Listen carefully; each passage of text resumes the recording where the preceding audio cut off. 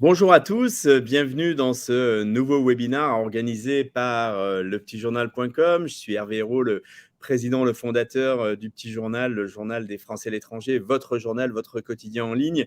Merci d'être nombreux à vous être inscrits pour assister à ce webinaire sur la thématique Investir dans l'immobilier en 2023. Attention aux mauvaises surprises. Nous avons avec nous deux experts sur le sujet, Pierre-Emmanuel Jus, qui est le directeur commercial régional chez Valority, qui est donc à votre gauche sur l'écran et à droite par Bonjour. rapport à ça. Voilà, un petit coucou. Et Jérémy Monceau, qui est expert en investissement locatif pour les Français de l'étranger chez Valority. Bonjour Jérémy, bonjour Pierre-Emmanuel. Bonjour. Je vais vous passer la Bonjour. parole dans quelques instants. Bonjour à tous les internautes. Alors, je vais vous préciser qu'on est parti pour une petite heure ensemble. Donc, c'est vraiment, on a la chance d'avoir des experts. Donc, posez bien vos questions. Vous avez un petit onglet questions en bas à droite. Donc, je vais vous montrer comment ça marche. C'est très simple. Il y a écrit poser une nouvelle question. Je vous mets un petit bonjour. Voilà, bonjour à tous.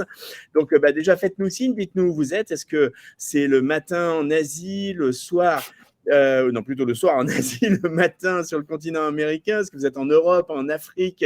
Quel temps fait-il? Est-ce qu'il neige? Est-ce qu'il fait très chaud? Est-ce que voilà, faites-nous un petit coucou, dites-nous où vous êtes, ça nous intéresse. Comme ça, on verra également si le petit onglet marche bien. Le webinaire sera également très important, disponible en replay. Donc, quelques instants après la fin du webinaire, bien, vous recevrez un mail sur l'adresse avec laquelle vous êtes enregistré de façon à pouvoir voir le replay. C'est-à-dire que si, par exemple, vous n'avez pas une heure devant vous, vous pourrez voir la fin du webinaire ou vous pouvez le revoir en intégralité et vous pourrez également, bien entendu, le faire connaître à vos connaissances et vos amis qui sont intéressés par le sujet mais qui n'ont pas eu connaissance, qui ne sont pas enregistrés ou qui n'avaient pas le temps. Donc, il ne sera évidemment jamais trop tard. Par ailleurs, il y aura également un article dans les prochains jours sur lepetitjournal.com, compte rendu avec nos amis de Valority et avec la vidéo YouTube qui sera embedée. Donc, ce sera évidemment un moment de rattrapage. Donc, faites-le connaître et puis, ça sera très facile évidemment de le diffuser autour de vous. Voilà, donc bonjour à tous. Une fois de plus, vraiment, posez bien vos questions. Faites-nous un petit coucou, un petit signe.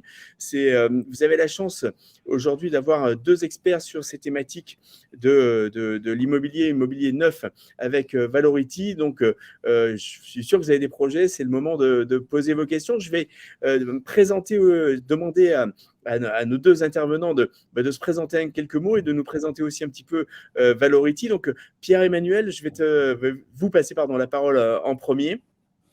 Oui, Allez-y. bonjour à tous, ravi d'être en votre compagnie.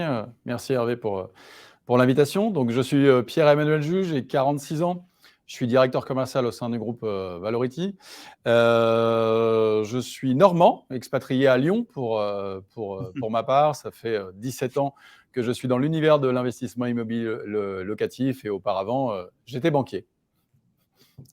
Très bien, merci Pierre-Emmanuel. Jérémy, quelques mots sur vous. Alors donc moi je suis Jérémy Monceau, j'ai 39 ans, je travaille donc chez Valority depuis 9 ans.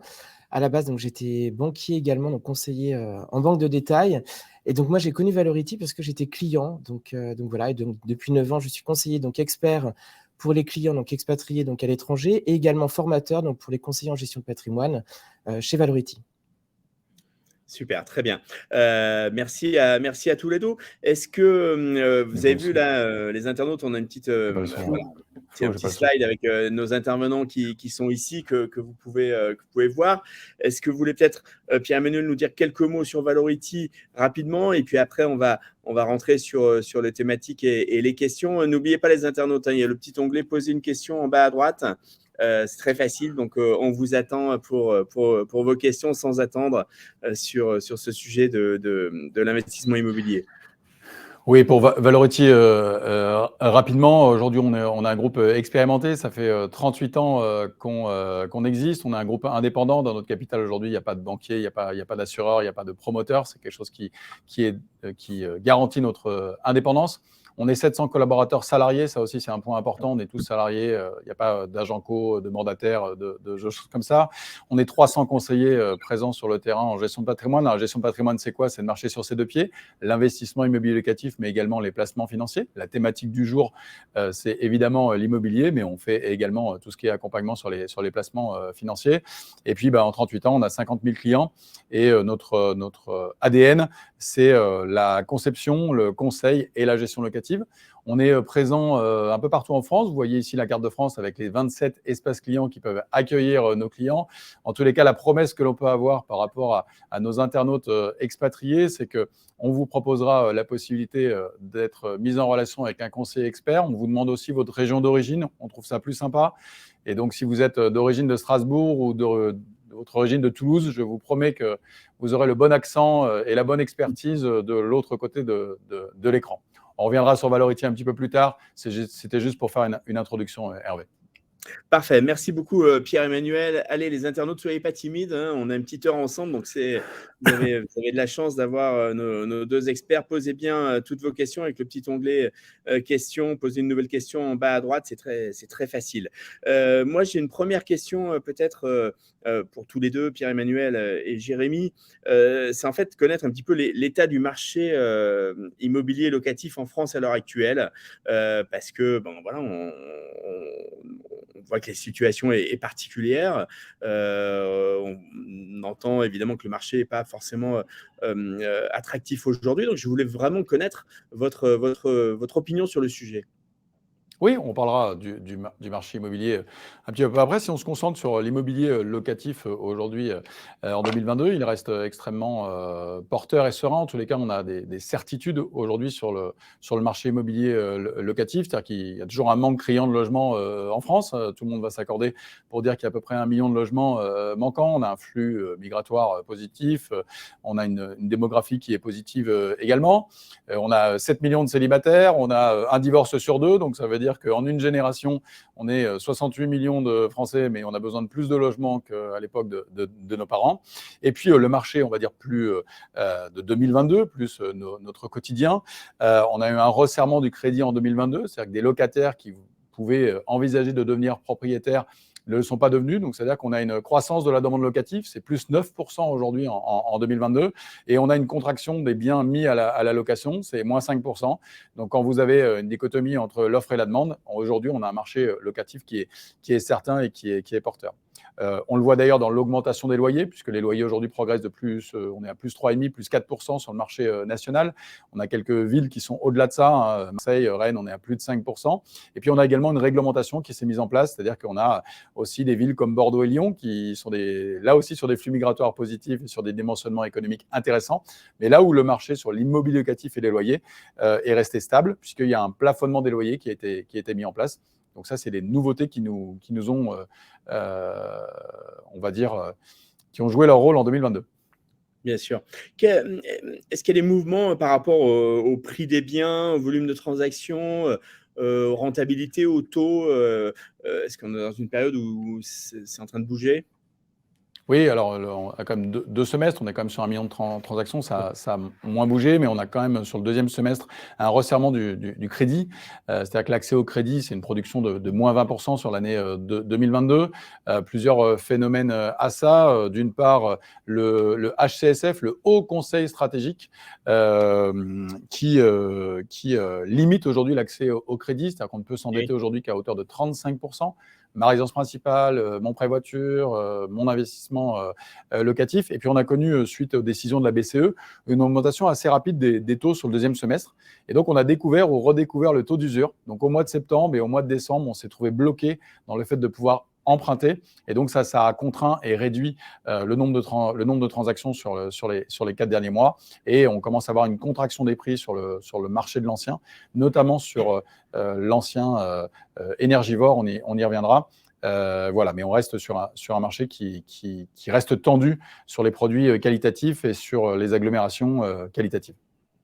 Ce qui est important de souligner également par rapport à Pierre-Emmanuel, ce qu'il était en train de nous indiquer, c'est notamment aujourd'hui, ce qui est très important, notamment par rapport à nos investisseurs, c'est vraiment qu'ils se fassent accompagner sur leur demande de prêt, puisqu'aujourd'hui, on finance pas de la même manière un client, un Français qui réside en France et un client qui est à l'étranger. Donc pour ça, il y a deux possibilités. Le client, soit il va contacter sa banque française, il va faire les démarches pour savoir s'il peut bénéficier d'un crédit. La deuxième solution, qui est pour nous la plus simple, c'est tout simplement de faire appel à un expert, donc un courtier expert en crédit, donc notamment pour les clients qui sont à l'étranger. Et là, donc l'expert va faire les démarches pour lui, il va lui trouver la meilleure solution au niveau de son financement de crédit. Donc là, c'est vraiment très important.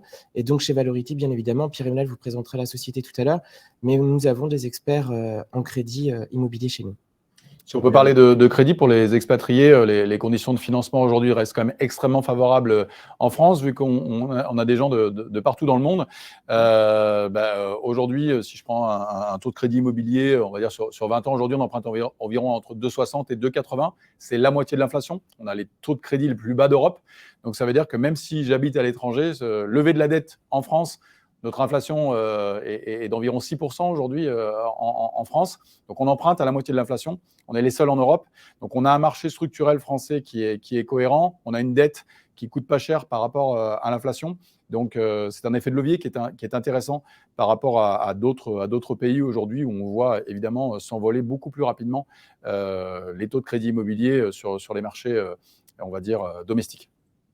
Oui, puis on a des taux fixes. Je crois que c'est un peu une spécificité française, il me semble. Ah oui, vraiment. On peut regarder, mais aujourd'hui, je ne sais pas s'il y a des gens qui sont en Espagne ou au Royaume-Uni, mais aujourd'hui, les taux de crédit sont à hauteur de leur inflation.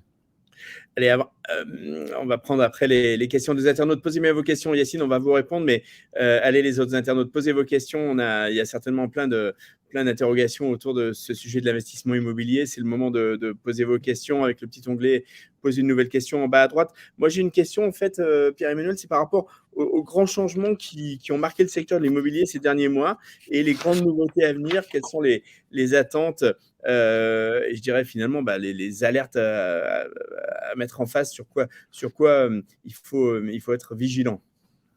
Oui, alors le maître mot, ça va être la régulation. C'est-à-dire qu'aujourd'hui, le marché a été extrêmement régulé. D'une part, parce qu'il y a eu la mise en place de permis de louer. Oui, ça existe. On a le permis de conduire en France maintenant, mais on a le permis de louer. Ça concerne 179 communes et c'est en train de s'étaler. Si vous ne respectez pas ça, c'est des amendes. C'est un peu comme pour le permis de conduire.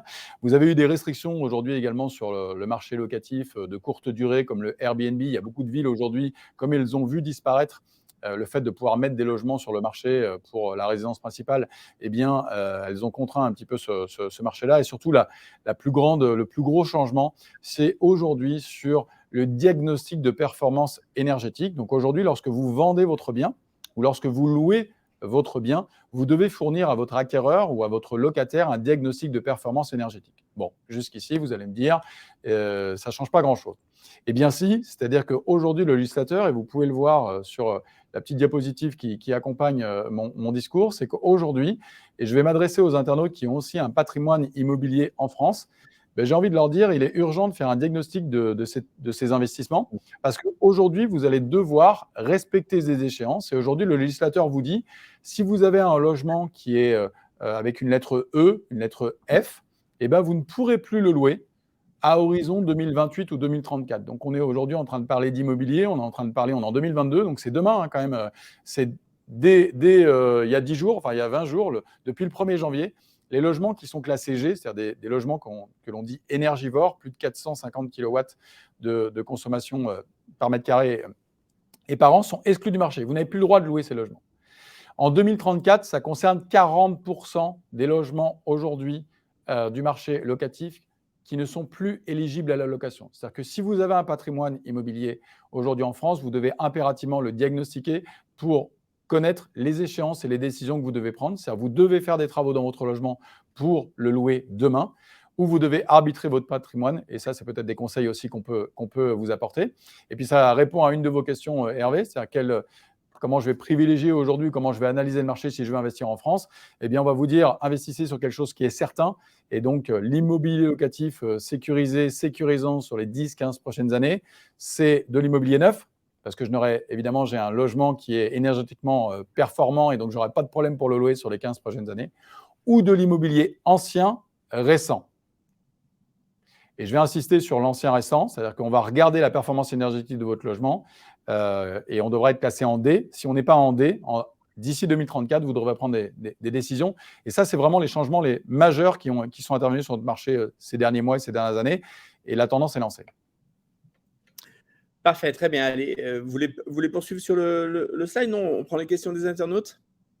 Comme vous voulez, juste sur le slide, ce qui est important, Oui. c'est que certains pourraient vous dire ou vont argumenter en disant que acheter de l'investissement immobilier ancien, voire ce que l'on appelle des passoires énergétiques, parce que vous allez faire un bon coup sur le prix. Ils ont raison. J'ai un appartement avec un prix de marché à 230 000 euros. Je l'achète 200 000, je fais 30 000 euros de travaux dans mon appartement, je remonte la note parce que j'ai changé la fenêtre, j'ai changé le chauffage, et je suis pertinent et je remets mon logement sur le marché. D'accord? Et j'ai fait un bon coup sur le prix d'achat. Alors, il ne faut pas oublier qu'il n'y a pas que l'appartement qui est concerné. C'est-à-dire qu'aujourd'hui, la réglementation, elle vous dit 1, diagnostic de performance énergétique. 2, diagnostic technique global. Ça, c'est sur la copropriété. C'est-à-dire que votre copropriété, aujourd'hui, elle va être mesurée. Elle est E. Audit énergétique, et on va vous dire il faut passer la copropriété de E à D avec un plan pluriannuel de travaux, c'est-à-dire que vous avez 10 ans, et donc sur 10 ans, on va vous dire il faut changer les menuiseries, changer les chaudières, et vous voyez également, ça va concerner dès aujourd'hui et dès demain les copropriétés de plus de 200 lots, et donc dans 3 ans, toutes les copropriétés sont assujetties à ce diagnostic de performance. Donc, ne pas se contenter d'analyser l'appartement, mais d'analyser également la copropriété. Très bien, c'est très clair, effectivement. On a une question de Bernard qui indique « Je regarde un projet VEFA ». Alors, vous allez nous décoder tout ça, qui devrait suivre la réglementation RT 2012. Est-ce suffisant ou dois-je demander plus de garanties pour pouvoir être sûr de le louer? Est-ce que vous pouvez répondre à Bernard? Est-ce que vous voulez qu'on lui demande plus de précision? Non. La question est très claire. Donc, bonjour Bernard. Donc, pour répondre à votre question, donc un projet VEFA, donc c'est un projet, donc une vente en état futur d'achèvement. Donc, on achète un bien sur plan. Et donc, la réglementation RT 2012, donc c'est une bonne réglementation. Aujourd'hui, avec les nouvelles normes, maintenant on est sur la norme RE, donc 2020. Donc, c'est la nouvelle norme au-dessus de la RT 2012. Donc, par rapport à votre question, est-ce que c'est suffisant? Oui, c'est suffisant pour louer. Donc, bien évidemment, vous pouvez louer parce que vous aurez un diagnostic de performance énergétique qui sera bon. Bien évidemment, la RE 2020 est supérieure et donc c'est mieux. Mais ça fonctionne déjà très, très bien au niveau de la RT 2012. Aucun souci. Oui, RT 2012, en fait, c'était la réglementation que l'on avait jusqu'au 1er janvier. Donc, pas de souci sur la mise en location et pas de souci sur les échéances que j'ai données, notamment. Voilà, parce qu'un RT 2012, aujourd'hui, le diagnostic de performance sera en B ou en C pour vous donner un ordre d'idée. Très bien, merci beaucoup. Allez, les internautes, continuez à poser vos questions. On vous attend avec le petit onglet questions. On a une question de Yacine qui demande « Est-il possible d'emprunter en France pour acheter en Irlande ?» C'est pas lequel de vous deux veut. Alors, on peut emprunter en France pour acheter à l'étranger, que ce soit en Irlande ou ailleurs. Le seul souci, entre guillemets, c'est que la banque, elle va demander une garantie. Et donc, cette garantie, quand j'investis en France, c'est généralement une hypothèque ou une garantie, ce qu'on appelle une garantie réelle. Et donc, il n'est pas possible pour une banque française de prendre une garantie réelle sur un bien à l'étranger. Donc, ce que vont demander les banques françaises, c'est d'avoir une garantie réelle en France. Donc, soit elles vont prendre une garantie réelle sur de l'argent, donc sur des placements financiers que vous avez. J'achète un bien en Irlande, 400 000 euros, elles vont bloquer un nantissement de 400 000 euros de placement financier en France. Ou alors, elles vont vous demander d'avoir une garantie réelle sur un bien. Donc, soit parce que vous avez fini de payer un bien immobilier, une ex-résidence principale ou de l'immobilier locatif, elles vont prendre une garantie réelle sur un bien en France. C'est leur seul moyen de se garantir aujourd'hui. D'accord. Donc, c'est possible, mais c'est une histoire de garantie et pas de projet. Il y a peu de pays aujourd'hui qui sont exclus du financement français. C'est vraiment une situation personnelle et les garanties. Parfait, très bien. Merci pour cette réponse à Yacine. On peut peut-être justement aborder un petit peu les conditions de financement actuellement en France et notamment quelles sont les exigences spécifiques aux investisseurs non résidents. Pierre-Emmanuel. Oui, Jérémy, tu Non, c'est comme moi. Alors, petite différence entre l'investisseur français et l'investisseur expatrié. Les taux de prêt ne sont pas tout à fait les mêmes, ils sont un petit peu plus élevés. Quand je parlais de 2,60, de 2,80, c'est plutôt pour les gens qui investissent en France et qui sont français. Lorsqu'on est expatrié, on a une prime de risque, donc les banques vont prêter 0,20, 0,30 au-dessus de ça, et elles vont demander plus d'apport. C'est-à-dire qu'elles vont vous demander aujourd'hui environ 40% d'apport pour investir en France. Alors cet apport, il peut être apport et placement. C'est-à-dire qu'en fonction des banques, vous avez aussi des banques qui sont spécialisées, qui vous connaissent très bien et qui sont capables de vous suivre. On a certaines banques qui ont des départements sur les expatriés et elles peuvent très bien vous demander 20% d'apport, 20% de placement, mais en majorité, comptez qu'aujourd'hui, il faut 40% d'apport pour un expatrié pour réaliser un investissement immobilier à crédit en France. Ce que l'on mesure, nous, Hervé, dans les investisseurs qui habitent à l'étranger, qui investissent en France, on a une acquisition sur 2 qui se fait en cash. Ouais. C'est-à-dire plutôt le fait d'investir son argent en France sur un marché certain ou investir en euros aussi pour les internautes qui nous suivent aujourd'hui et qui sont dans d'autres monnaies dans leur pays de résidence et qui placent leur argent en euros. Voilà, on l'a vu notamment au moment du Brexit où il y a une certaine crainte sur la livre sterling, en tous les cas des investisseurs, et ils sont venus mettre leur argent en euros et on a eu pas mal d'achats cash comme ça pour aller mettre son argent en euros. D'accord. Mais c'est vrai que, enfin, je ne sais pas, Jérémy, si vous voulez rajouter quelque chose, mais actuellement, vous l'avez dit, avec les taux d'intérêt et l'inflation, c'est intéressant de s'endetter. Donc, nos Français à l'étranger, notre public, là, comment vous les accompagnez, Jérémy? Qu'est-ce qu'on peut leur proposer? Finalement, quels sont, on a entendu les prérequis, les 40% dont vous avez parlé, Pierre-Emmanuel, mais est-ce que vous avez des partenaires bancaires? Est-ce qu'il faut les conseiller plutôt d'aller voir leur propre banque? Comment ça se passe? Ouais, en fait, c'est très important. L'idée, c'est vraiment, encore une fois, de se faire accompagner. C'est-à-dire qu'encore une fois, il y a 2 possibilités, hein. Soit l'acheteur va solliciter sa banque en France pour savoir si elle peut l'accompagner. Il faut savoir que toutes les banques n'accompagnent pas sur des investissements en France, notamment pour des clients qui sont expatriés. Donc ça, c'est la première possibilité. Cette personne peut aussi faire le tour des banques. Donc généralement, ça demande beaucoup de temps, assez fastidieux. La deuxième possibilité, qui pour moi est la plus importante et la plus intéressante, c'est encore une fois de se faire accompagner, c'est-à-dire de faire appel à un expert, donc un courtier en crédit. Comme je vous le disais, on a donc une structure qui accompagne nos clients sur cette solution-là.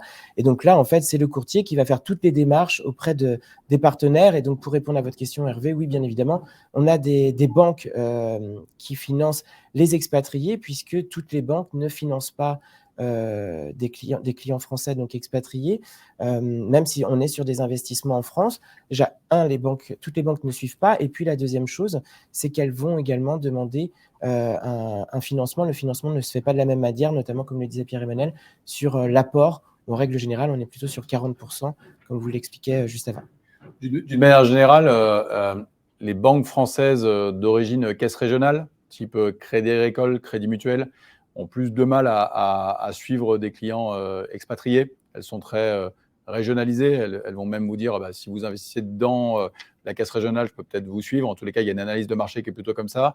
Et on a plutôt des banques nationales, genre BNP, genre filiale du LCL, par exemple, ou de la Société Générale, qui ont des départements spécialisés pour les expatriés. Donc, on va dire que dans l'accompagnement, sur les banques spécialisées, on est plutôt sur des banques nationales que sur des banques régionales. Donc, si par exemple, je suis expatrié, que j'ai gardé mon compte dans ma caisse régionale du Crédit Agricole et que j'ai une bonne relation avec mon directeur d'agence, on peut quand même l'interroger parce qu'il n'est pas impossible qu'il puisse vous suivre, mais ce n'est pas lui qui décidera des conditions. Mais s'il vous dit non, ne pensez pas que c'est impossible, c'est juste qu'aujourd'hui, c'est vraiment des départements spécialisés. Oui, on a souvent cette remontée de dire, mais quand on est à l'étranger, c'est vraiment très difficile de se faire financer, alors qu'en fait, avec un accompagnement, ce que je comprends, c'est que voilà, faut interroger les bonnes personnes et c'est tout à fait envisageable. C'est exactement ça. Très bien, allez, on va revenir. Je vois une question intéressante de Bernard. Accompagnez-vous vos clients sur les plans comptables et fiscaux? Oui. Dans les 2 pays. Alors, on a un partenaire, nous, comptable, qui s'appelle Inelis, qui gère notamment toute la partie TVA lorsqu'on parle de location meublée, par exemple, et qui s'occupe des déclarations de revenus de nos clients. notamment évidemment sur le territoire, que ce soit des Français ou des Français de l'étranger. Voilà, et donc ils ont des conventions et des interlocuteurs pour pouvoir faire en sorte que la déclaration qui est faite en France soit bien transmise et correctement transmise, puisque la fiscalité n'est pas tout à fait la même en fonction des pays où vous résidez. Parce qu'il y a certains pays où ils vont dire vous avez payé vos impôts en France, donc vous n'avez pas à payer dans le pays dans lequel vous résidez. Puis il y en a d'autres qui vont vous dire faut passer à la caisse 2 fois. Donc ça, évidemment, oui, évidemment, on vous accompagne sur ça, et on s'accompagne surtout de partenaires qui sont experts dans ce domaine.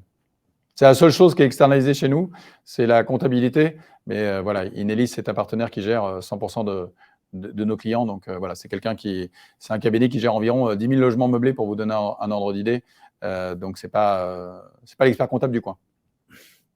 Très bien, parfait. Merci beaucoup, Pierre-Emmanuel.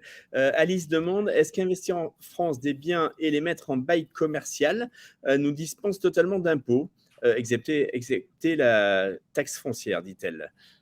Qui veut répondre? Alors, c'est une très bonne question, en effet. Donc, c'est un sujet intéressant. En effet, c'est une des solutions en fait, que nos clients peuvent utiliser, notamment quand ils veulent investir en France, donc des clients qui sont expatriés qui veulent investir en France. Notamment, donc, une des solutions, c'est d'investir dans le LMNP, donc le loueur en meublé non professionnel. Et donc, le plus gros avantage, on va dire, que c'est tout simplement, donc j'achète un bien, donc ça peut être un appartement. Ce bien-là, eh bien, donc, il va être meublé. Et donc, l'avantage, c'est que je vais recevoir des loyers, mais ces loyers vont être exonérés d'impôts et de contributions sociales pendant à peu près entre 20 et 25 ans en fonction. Donc, c'est une solution qui est très, très intéressante puisque ça permet de ne pas avoir d'impôts ni de contributions sociales. Donc, oui, Alice, c'est possible. Et notamment, l'avantage d'avoir un bail commercial. Donc, vous voyez notamment donc, la diapo qui s'affiche juste devant vous. Eh bien, nous, on a donc une structure qui s'appelle donc Les Belles Années, qui est des résidences étudiantes. Donc, on est vraiment sur le statut de leur meublé non professionnel, sur le marché de l'étudiant, puisque c'est un marché qu'on maîtrise totalement. Et ça permet donc à nos propriétaires eh bien, donc, de pouvoir bénéficier de loyers et totalement garantis liés grâce au bail commercial. C'est-à-dire que le locataire, finalement, ce n'est pas l'étudiant, ça va être le gestionnaire. Et le gestionnaire, c'est 100% Valority, puisque c'est Les Belles Années, c'est intégré. C'est-à-dire que l'étudiant parte au mois de mai, que le prochain revienne simplement au mois de septembre ou au mois d'octobre, peu importe, en fait, le propriétaire aura donc son loyer et en plus totalement exonéré. En tous les cas, Alice a raison. La location meublée non professionnelle est sans doute le dispositif fiscal le plus adapté pour les gens qui sont expatriés, parce que ça permet de générer des revenus en France, et que ce soit au travers d'un bail commercial ou d'une solution de mandat de gestion meublé, ça permet d'amortir le bien et de ne pas payer d'impôts sur les loyers. Donc ça, c'est vraiment quelque chose d'important. Dans les pistes de travail qu'on pourra proposer aux internautes qui souhaiteront aller plus loin, c'est effectivement d'étudier ces deux solutions. Donc nous, on a vraiment deux solutions. Une proposition telle que l'évoque Alice, à savoir le marché de la résidence étudiante. Donc le marché de la résidence étudiante, il est formidable en France, hein, c'est 2 900 000 étudiants, il y a 400 000 logements en Crous, donc vous voyez la dichotomie, hein, tout simplement. Il y a 1 million d'étudiants qui sont logés chez l'habitant aujourd'hui. Il y a une pénurie de logements et on donne le bac à 750 000 personnes par an. Donc vous avez 750 000 personnes par an qui arrivent sur le marché et le temps d'études s'allonge. Donc le nombre de logements, pour vous donner un ordre d'idée, quand on ouvre une résidence de 100 logements, l'été d'après, on a 50 logements à louer, puisque les étudiants vont le garder le temps de leurs études, alors que j'ai toujours mes 750 000 bacheliers qui vont arriver. Donc, on est sur un marché certain. Et je vais me permettre aussi de dire, puisque mes filles commencent à être en études, que c'est papa et maman qui payent les loyers. Et donc, papa et maman qui payent les loyers, c'est sécurisant pour le gestionnaire de résidence étudiante, et puis c'est sécurisant, évidemment, pour l'investisseur, puisqu'il n'y a pas de question à se poser sur le fait qu'on soit certain de ce marché. Voilà, donc ça, c'est la première solution. La deuxième solution, c'est de l'acheter de l'immobilier résidentiel tout à fait classique. Voilà, en respectant ce que j'ai dit tout à l'heure sur la réglementation énergétique, donc du neuf ou de l'ancien récent, sur lequel aujourd'hui, on est capable de vous accompagner sur le fait de pouvoir meubler ce logement. On a des partenaires qui, en plus, vous choisissez même vos ambiances, comme ça, c'est formidable. Et donc, on va avoir un mandat de gestion meublé. Et donc là, on va pouvoir être sur un marché tout à fait traditionnel, meubler le logement, le louer en meublé. On est sur une gestion évidemment tout inclus. On personnalise les logements, on s'occupe évidemment de la livraison des meubles, du montage des meubles, de tout ce qu'il faut. Voilà, et alors, on ne fabrique pas de meubles. Donc, on passe par deux sociétés, une société qui s'appelle Colibri et une société qui s'appelle Easy Immobilier. Vous pouvez aller voir les sites internet, vous pouvez choisir vos ambiances et on vous accompagnera aussi sur le sujet. Mais c'est les deux solutions qui sont aujourd'hui à notre disposition pour accompagner notamment les expatriés. Merci Pierre-Emmanuel. Peut-être Alice demande une précision. Elle dit si on passe en LMP, donc loueur meublé professionnel, hein, je crois, c'est pas moi l'expert, mais je crois que ça veut dire ça. Est-ce que c'est aussi intéressant dans son cas à elle? Et j'imagine Alice que vous êtes à l'étranger. Oui, alors il y a la réglementation sur la location meublée professionnelle a quand même changé ces dernières années. Il faut générer plus de 23 000 euros de loyer meublé et que ça représente plus de 100% de mes revenus. Donc aujourd'hui, ça concerne les gagnants du loto, par exemple, les footballeurs à la retraite. Voilà. Alors ça peut concerner effectivement les expatriés, mais si jamais ils reviennent. Donc, alors l'intérêt, c'est quoi pour un expatrié éventuellement d'avoir la location meublée professionnelle? C'est pouvoir enregistrer des cotisations sociales en France, puisque je suis loueur meublé professionnel. Et donc, ça va me permettre de me cotiser comme si j'étais finalement en situation d'emploi en France. Donc, c'est une des opportunités, notamment pour ceux qui veulent aller chercher quelques points retraite. C'est un sujet d'actualité à la télévision française, dans les rues françaises également cette semaine. Voilà, donc c'est l'intérêt. Par contre, sachez que si vous revenez en France, vous perdrez votre statut. Puisque 23 000 euros de loyer plus 100% des revenus, si jamais vous avez des revenus en France, vous le perdrez, sauf cas exceptionnel. C'est intaxable. Merci beaucoup pour cette précision à Alice, Pierre-Emmanuel. Allez les internautes, on arrive à peu près à la moitié de ce webinaire. C'est le moment de poser vos questions avec le petit onglet « Poser une nouvelle question ». Je vous rappelle que ce webinaire sera disponible en replay juste quelques instants après la fin du webinaire. Donc, si vous venez de le prendre en cours, il n'y a pas de souci, vous n'avez rien raté. Vous pourrez également le faire connaître à vos connaissances et amis qui pourraient être intéressés par le sujet. On a une question de Yacine qui demande comment se passe la revente d'un bien étudiant, quelles sont les conditions? Parce qu'évidemment, on a parlé de la rentabilité par rapport à la location, mais il y a aussi la dimension de la revente, Pierre-Emmanuel. Oui, c'est intéressant. Alors, nous, on va avoir toute la chaîne. Aujourd'hui, les belles années, c'est 49 résidences, c'est 6 500 logements en exploitation, pour vous donner un ordre d'idée. On sera à 10 000 logements gérés en résidence étudiante à horizon 2025. C'est une certitude, ce n'est pas un objectif. On sait ce qu'on a dans l'étude, ce que l'on vend aujourd'hui est en livraison 2024, voire 2025 sur les projets qui sortiront, puisque en résidence étudiante, il faut livrer au mois de juillet ou au mois d'août. Si on livre au mois de janvier, ça ne marche pas. Et voilà. Donc, comment se passe la revente? J'ai envie de dire, prenons l'expérience que l'on a aujourd'hui. Aujourd'hui, lorsque l'on va avoir un renouvellement de bail commercial, c'est-à-dire votre bail commercial, il va durer 10 ans. Au bout du 10 ans, on va vous proposer le renouvellement. Lorsqu'on propose le renouvellement, vous avez à peu près 30% des gens qui ont investi, qui vont nous interroger sur la valeur de leurs biens et qui envisagent peut-être une sortie. Vous avez la moitié d'entre eux qui revendent au renouvellement du bail. Alors nous, on a un engagement là-dessus. On a évidemment un service de transaction, mais ce n'est pas de la transaction classique, puisqu'on revend avec un bail commercial. Donc aujourd'hui, nous, on s'engage à revendre votre bien. On s'engage également à ce que l'acquéreur ne soit sans conditions suspensives de prêt, puisque nous revendons les logements de nos investisseurs uniquement en cash, voilà, puisque le crédit est plutôt réservé aux personnes qui vont acheter en VFA et être livrées dans 18 mois.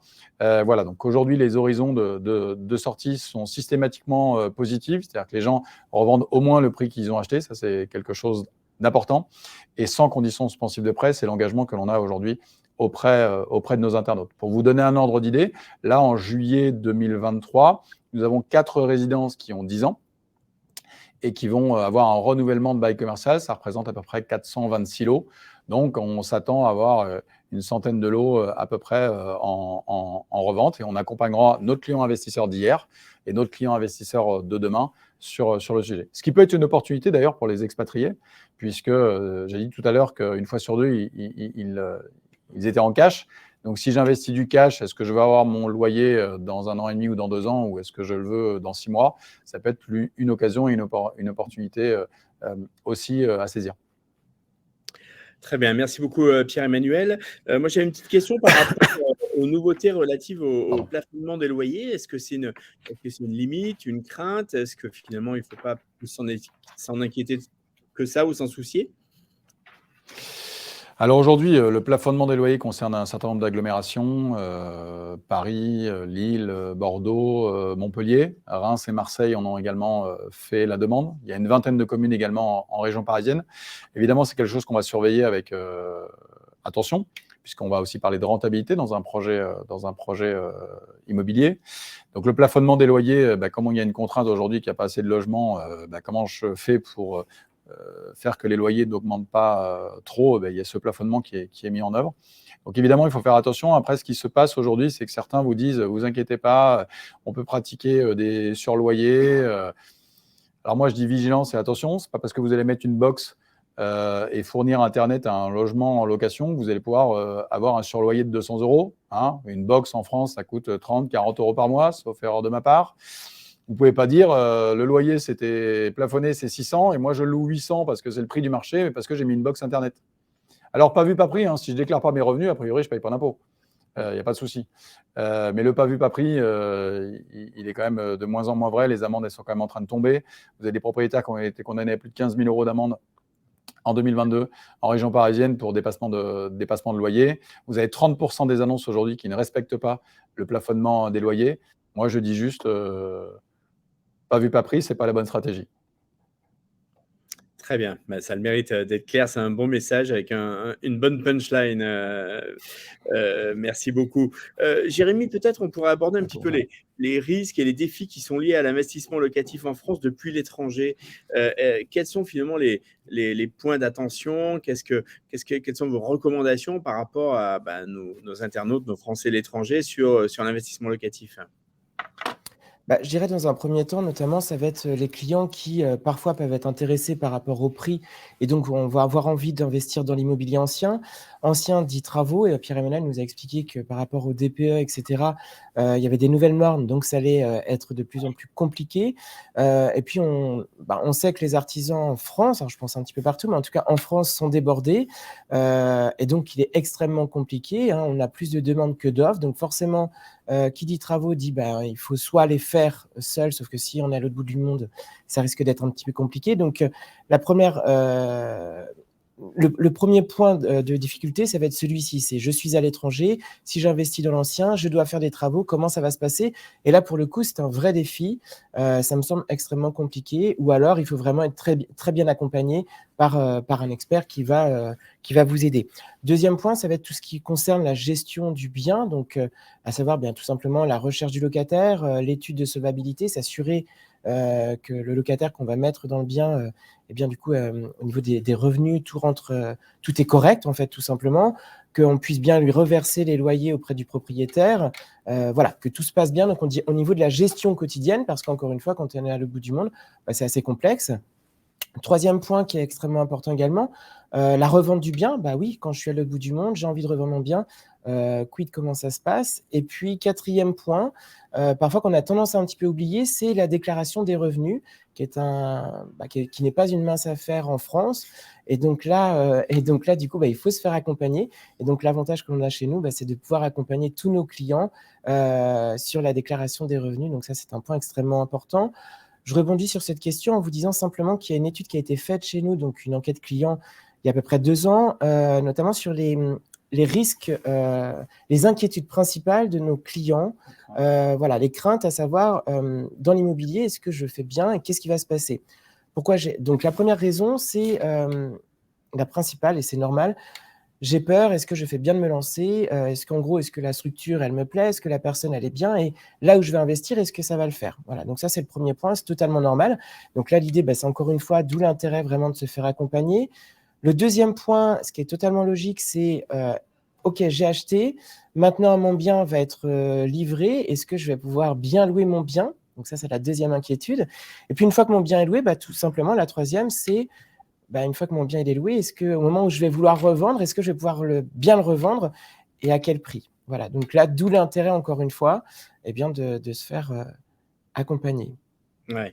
Mais finalement, si je comprends bien, Jérémy, parce qu'on entend souvent que le neuf est plus cher que l'ancien, mais finalement, c'est peut-être plus cher, mais la rentabilité, elle n'est pas forcément moins bonne. Oui, en fait, de prime abord, en facial, en fait, forcément, le prix de l'immobilier en ancien est forcément moins cher que dans le neuf. Donc ça, c'est totalement logique. Après, il y a des points sur lesquels il faut quand même faire attention, hein. On ne dit pas que l'ancien, ce n'est pas bien. Il y a des points sur lesquels il faut faire vraiment attention. Le premier point, ça va être notamment donc, sur le budget. Le budget, donc, il n'est pas cher, etc. Donc, ça peut être attirant. Maintenant, voilà, il faut faire extrêmement attention. On a des frais de notaire qui sont donc ce qu'on appelle chez nous à taux plein, c'est-à-dire que les frais de notaire, vous les avez aux alentours des 8-9%, alors que quand vous achetez un bien dans l'immobilier neuf, on va être plutôt aux alentours des 2,5, voire 3%. Et mine de rien, quand on fait le calcul, c'est quand même assez important. Deuxième point extrêmement important, on revient encore sur les travaux. Mais c'est vrai que mine de rien, en fait, il y a une étude, hein, quand vous regardez sur Internet, des études en fait qui montrent que quand on détient un bien, en règle générale, c'est 15 ans, un bien immobilier, et bien sur 15 ans, l'enveloppe, avant les nouvelles normes de réglementation thermique qui sont passées il y a quelques années, eh bien cette enveloppe en fait représentait à peu près 30% de travaux. Donc j'achète un bien 100 000 euros, ok, c'est pas cher, sauf que je vais avoir déjà des frais de notaire qui vont être plus élevés, et puis en plus, un budget de travaux qui va être plus important. Donc voilà, l'ancien, pourquoi pas. Exactement, et obligatoire. Donc, et parfois même, on se retrouve, on a quelques expériences clients comme ça, des clients qui vont faire les travaux dans leur logement, c'est-à-dire que le DPE n'est pas bon, ils font les travaux, donc après, il faut revenir un diagnostiqueur, finalement, le DPE remonte, mais pas assez pour continuer à bien louer correctement leur loyer et surtout voir augmenter leur loyer, etc. La problématique qui se pose, c'est donc si j'ai fait mon maximum dans le logement, je n'ai plus d'autres travaux à faire dans celui-ci, comment ça se passe? La deuxième chose, c'est la copropriété.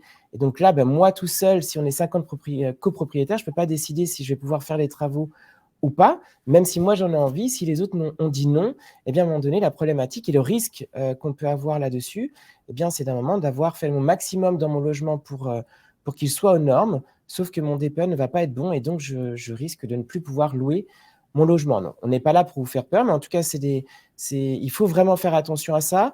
Donc l'ancien, oui, comme Pierre-Emmanuel vous l'expliquait, on va plutôt vous conseiller l'ancien récent, c'est-à-dire maximum 15 ans ou le neuf. Et puis pour vous répondre, Hervé, vous me dites le neuf, c'est plus cher que l'ancien. Alors, on va parler de prix mètre carré. Oui. Je déteste le prix mètre carré, mais on va y aller quand même. Donc, nous sommes à Lyon aujourd'hui avec Jérémy. Le prix mètre carré à Lyon, 4 360 €. Est-ce qu'aujourd'hui, un T2 de 45 mètres carrés de 1980, de 2000, de 2015 se vend aujourd'hui le même prix? La réponse, elle est non. Est-ce qu'aujourd'hui, si je vais regarder, je suis en Espagne, je suis en Asie, je vais me renseigner sur le prix mètre carré dans la ville. J'ai eu un entretien avec Jérémy, il me fait une proposition commerciale d'un appartement à Toulouse ou à Lyon avec un prix mètre carré. Ah tiens, j'ai vu sur Internet que le prix mètre carré à Lyon, c'est 4 300. Vous me proposez quelque chose à 5 000, c'est trop cher. Alors, vous pouvez acheter, je sais pas moi, 4 200 € du mètre carré dans le 8e arrondissement de Lyon. Vous pouvez acheter 5 000 € du mètre carré dans le 6e arrondissement de Lyon, en vous disant peut-être, parce que je suis loin, avec un prix moyen à 4 300, j'ai fait une bonne affaire à 4 200 dans le 8e et j'ai fait une mauvaise affaire à 5 000 dans le 6e. Alors, c'est l'inverse. À 4 200 dans le 8e, c'est bien cher. Et à 5 000 dans le 6e, c'est pas cher du tout. Voilà. Donc, en fait, le prix mètre carré, aujourd'hui, il est à extrêmement relativisé, puisque aujourd'hui, un appartement de 2015 se vend plus cher qu'un appartement de 1995. Donc, quand vous achetez en 2022, si vous revendez en 2032, en 2035, ça sera le même phénomène. Il n'y a pas d'exemple sur lequel vous vous retrouvez avec des appartements, hormis un haussmannien, vous voyez ce que je veux dire, l'hôtel particulier, c'est-à-dire qui n'a pas de prix, ou des micro-marchés à la montagne ou en bord de mer, mais dans un marché réel de ville, vous n'avez pas d'exemple où un appartement de 1985 est plus cher qu'un appartement de 1995 ou de 2015, ça n'existe pas. Et pour autant, si je tape prix mètre carré à Angers, à Rennes, à Toulouse ou à Lille, vous trouverez des réponses. Mais malheureusement, ce n'est pas celle qu'il faut regarder. Oui, on n'a pas la Renault Fuego de collection dans l'immobilier, si je comprends bien. Non, je pense qu'il faut être bien accompagné, avoir affaire à des experts, tout simplement. C'est comment je justifie mon prix, comment je justifie, si vous louez une chambre d'hôtel, un 3 étoiles et un 5 étoiles sur le même terrain, A priori, on va passer la même nuit au même endroit, mais on ne va pas payer le même prix. On est bien d'accord. Voilà. Nous, on va conseiller nos internautes. Nous, on va dire à nos investisseurs, sur l'investissement immobilier locatif, vous devez mettre une cuisine. Pourquoi on dit ça? Parce que si vous livrez un bien, il y a 15 appartements qui sont livrés avec des candidats locataires. Vous avez 14 appartements avec une cuisine, il y en a une qui n'a pas de cuisine. Lequel va être loué en dernier? Lequel? Dans 100% des cas, ça sera celui qui n'a pas de cuisine. Donc, vous imaginez bien que si moi, j'intègre la cuisine dans le prix mètre carré, je vais être un peu plus cher. Bien entendu. Donc, c'est ça qui est important, c'est d'avoir le bon investissement sur une vision long terme sur lequel j'ai la certitude de pouvoir louer mon logement sur 10, 12, 15 ans sans aucune surprise. Je sais combien ça me coûte, je sais combien ça me rapporte. Je vois une question qui est très intéressante de la part de Yacine. Allons-y. Le plafonnement des loyers concerne-t-il aussi la location meublée? Alors, en bail commercial, la réponse est non, puisque votre locataire est une société et donc le plafonnement des loyers n'existe pas dans les résidences que l'on appelle de service. Par contre, dans la location meublée, on va dire traditionnelle, est-ce qu'aujourd'hui à Lyon, il y a un plafonnement de loyer pour le nu et un plafonnement de loyer pour le meublé? La réponse est oui. Donc, ça concerne les deux biens. Voilà, tout à fait. Ça, c'est très important de le souligner parce que parfois, on pense que dans la location meublée, il n'y a pas de plafonnement de loyer. À partir du moment où c'est la résidence principale de votre locataire, vous êtes soumis au plafonnement. Très bien, merci pour cette précision. On a une question d'Alice qui demande quel est le montant de loyer moyen à attendre quand on investit dans un studio étudiant. Alors, peut-être le montant de loyer, c'est difficile à définir selon les endroits. Oui, ça dépend évidemment des villes et des marchés. Si on parle de rentabilité moyenne en bail commercial, vous êtes tourné entre 3,50 et 4%. Ouais. La différence par rapport à ce que disait Jérémy tout à l'heure, c'est que c'est 3,50 ou 4% net. C'est-à-dire que si je veux faire la même chose dans un logement nu, il va falloir que je double ce rendement, puisque en France, vous avez la chance d'être saupoudré par de l'impôt et de la CSG. Et donc, effectivement, le fait de pouvoir amortir le bien et de ne pas payer d'impôt sur les loyers fait qu'aujourd'hui, on est sur du rendement net. Et puis, sur de l'immobilier résidentiel que l'on va meubler, là, on est sur un prix de marché. Donc, les rentabilités ne vont pas être les mêmes à Lyon ou à Bordeaux ou à Toulouse. Donc, là, c'est très variable. Je vais plutôt parler de 3,5 à 5,5 si je parle d'immobilier résidentiel meublé pour se donner un ordre d'idée. Toujours pareil, net d'impôt. Voilà. C'est des grandes tendances, Hervé. Bien sûr. Les appartements n'ont pas les mêmes rentabilités en résidentiel d'un étage à un autre ou d'une exposition à un autre. Il faut faire attention. Bien entendu. Je rebondis sur ce que tu es en train de dire, Pierre-Emmanuel. Ce qui est très important également par rapport à la rentabilité, vous avez également, c'est lié également au bail commercial. C'est-à-dire que le gros avantage que vous avez quand vous investissez dans le loueur meublé non professionnel avec un gestionnaire, si c'est un bail commercial, c'est qu'encore une fois, votre locataire, vous n'avez pas à vous soucier de est-ce que mon logement, combien de temps il va être vide, parce que la problématique sur un studio, on va être clair, hein, l'été, il n'y a personne. Comment je fais par rapport à mon loyer? Là, l'avantage du LMNP avec un bail commercial, c'est que vous n'avez pas à vous soucier et qu'en plus, tous les 3 ans, mon loyer va pouvoir augmenter. Voilà. Alors, on n'est pas les plus beaux, on n'est pas les plus forts. Il y a plein de sociétés aujourd'hui qui peuvent proposer de la location meublée non professionnelle avec bail commercial. Je vais insister sur 2 points. Nous, aujourd'hui, on protège le patrimoine de nos clients puisqu'on investit dans nos résidences étudiantes et on fait des travaux. Les résidences qui ont 10 ans, là, au mois de juillet, qui vont être renouvelées le bail, les parties communes ont été refaites. Le mobilier a été changé dans les parties communes. Si je prends stricto sensu mon bail commercial, ça pourrait être à la charge de l'investisseur et ce n'est pas le cas. Pourquoi? Parce qu'aujourd'hui, on a un niveau de location et de prestation pour les étudiants qui est élevé. Et si on garde ce niveau de prestation élevé, ça nous permet de le louer sur le long terme et de diminuer le turnover. Donc ça, c'est le premier point qui est pour moi important. Et puis, on a vécu une crise Covid qui a duré un petit moment. Donc, dans la location meublée non professionnelle, vous pouvez investir dans le tourisme, dans les résidences pour personnes âgées, dans les résidences de tourisme d'affaires ou dans l'étudiant. Et ce qui s'est passé pendant le Covid, c'est que évidemment, ces résidences-là se sont beaucoup vidées et un certain nombre de gestionnaires ont à minima suspendu les loyers ou ont baissé les loyers ou ont étalé leurs dettes sur plusieurs années. Les belles années, on a continué à payer nos loyers. Nos résidences se sont vidées d'étudiants parce qu'ils sont rentrés chez leurs parents, mais comme ils ne connaissaient pas le moment où ils allaient revenir, finalement, ils ont gardé leur logement, ce qui nous a permis de continuer à payer les loyers de nos internautes. Et ça, c'est quelque chose qui est très important et qui est significatif dans ce que l'on a pu vivre dernièrement. On a peu de logements qui sont loués à des étudiants étrangers. Donc voilà, en très grande majorité, 95% des logements sont loués à des étudiants français. Donc quand Donald Trump dit « je ferme les aéroports », ils sont tous partis, les étrangers, ils sont rentrés chez eux, ils ne sont pas revenus. Alors que les étudiants français, quand ils ont repris les cours, sont revenus. Ça nous a permis de garder ce niveau de prestations et de paiement de loyer.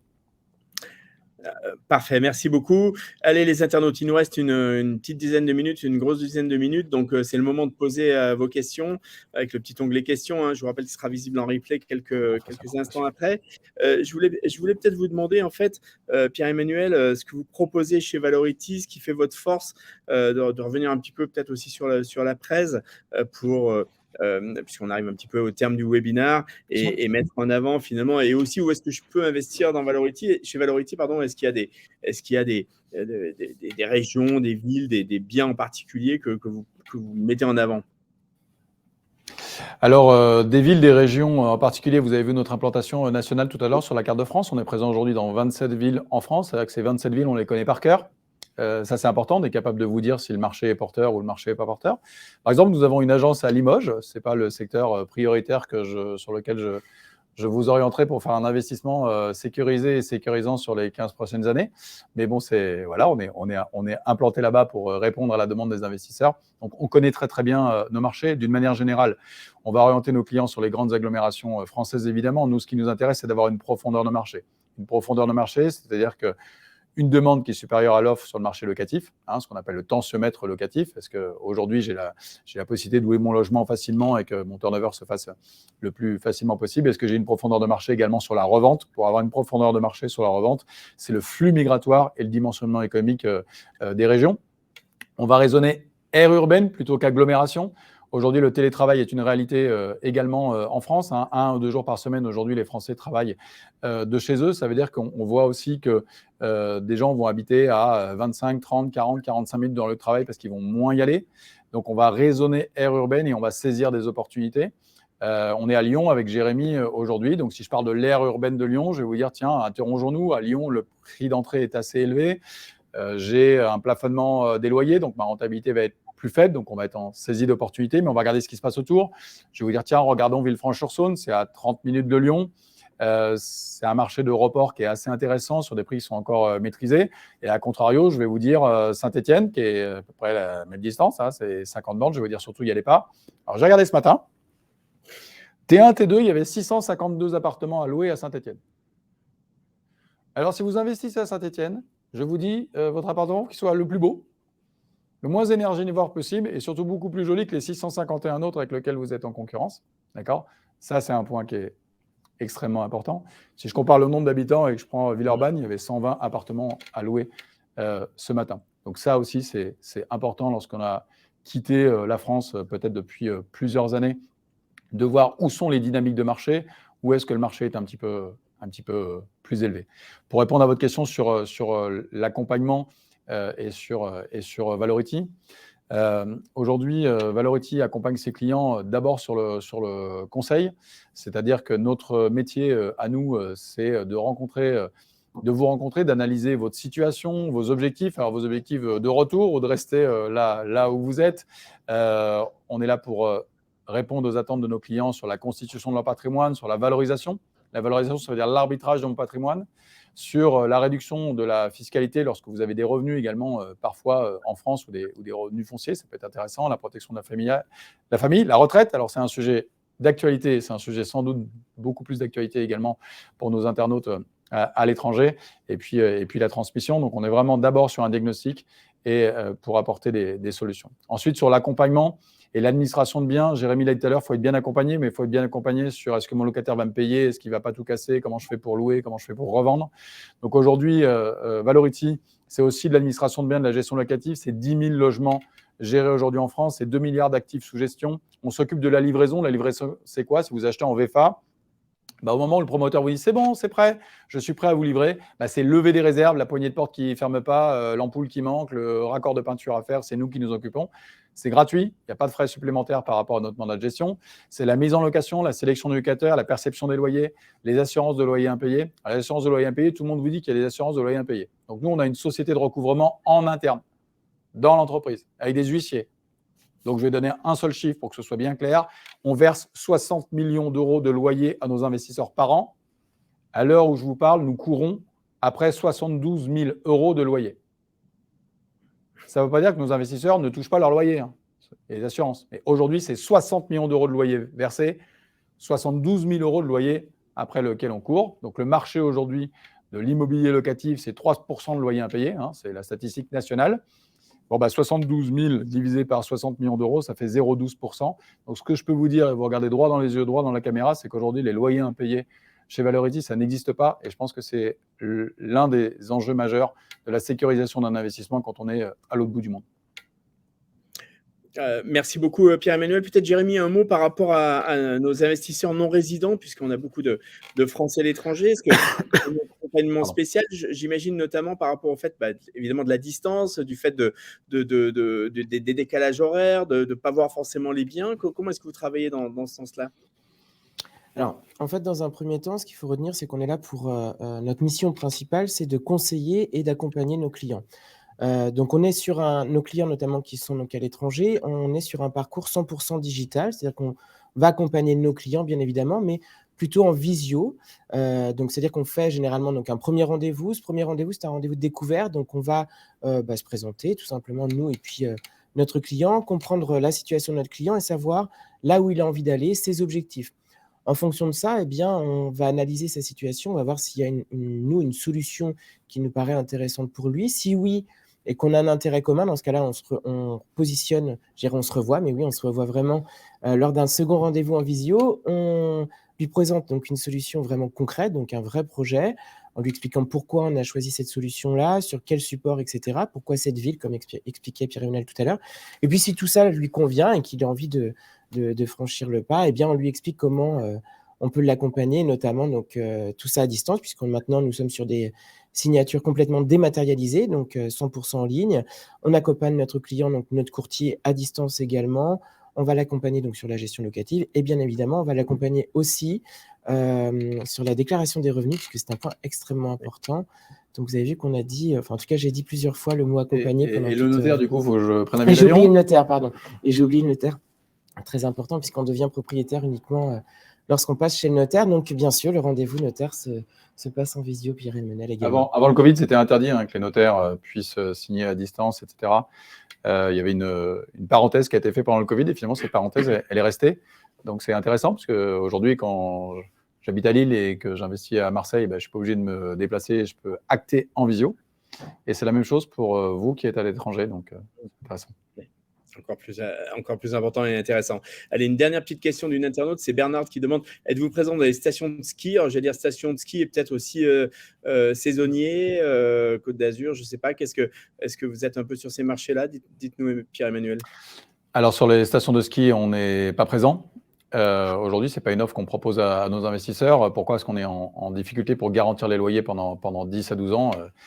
S'il n'y a pas de neige, forcément, l'exploitation sera plus compliquée. S'il y a une année sans neige, le gestionnaire sera en capacité de continuer à payer les loyers. Si c'est plusieurs saisons de suite, ce sera plus difficile. Donc, c'est un marché sur lequel on reste observateur aujourd'hui.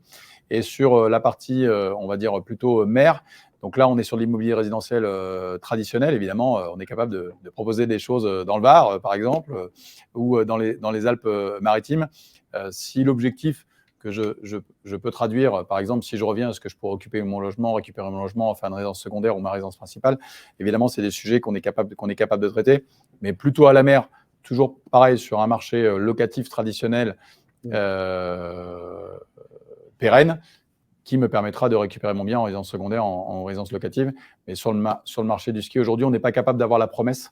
Et donc, si on n'est pas capable d'avoir la promesse, on ne la promet pas tout simplement. Et il y a des gens qui le font très bien. Parfait, très bien. On arrive au terme de ce webinaire. Je vous remercie. Alors, on a une dernière question. Oui, bien sûr. Une question à laquelle on n'a pas répondu d'Alice. Sur quel site internet on peut trouver nos biens immobiliers à la revente? Donc, c'est quand même une question extrêmement importante. Donc, vous avez normalement un lien qui s'est affiché, je crois, au départ sur le fil de la discussion, donc notamment qui vous renvoie vers notre site internet. Vous pouvez voir donc les différents biens que l'on propose également. Donc, n'hésitez pas à nous contacter.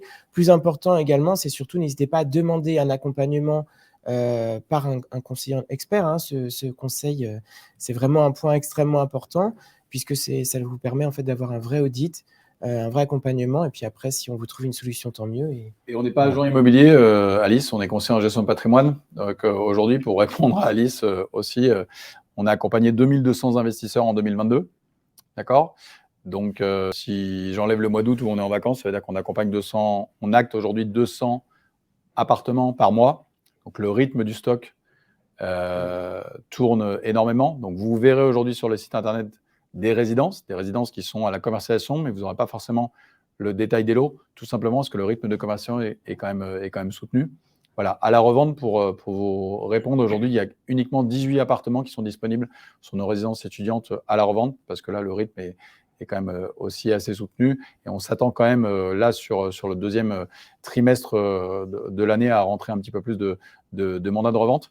Mais voilà, c'est quand même un secteur assez dynamique en termes de rythme de commercialisation, tout simplement.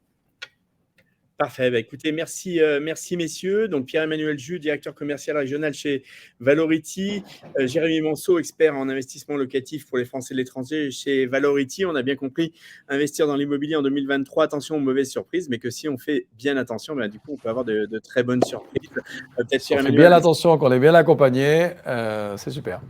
Eh ben super. Eh ben voilà, c'est un bon mot de la fin. Merci aussi à tous les internautes. Dans quelques instants, vous allez le replay est disponible, donc n'hésitez pas évidemment à le faire connaître. Dans quelques jours, l'article dans le petitjournal.com, votre journal, le journal des Français à l'étranger. Merci à tous, merci Pierre-Emmanuel, Jérémy, et à très bientôt. Au revoir, bonne journée, bonne soirée.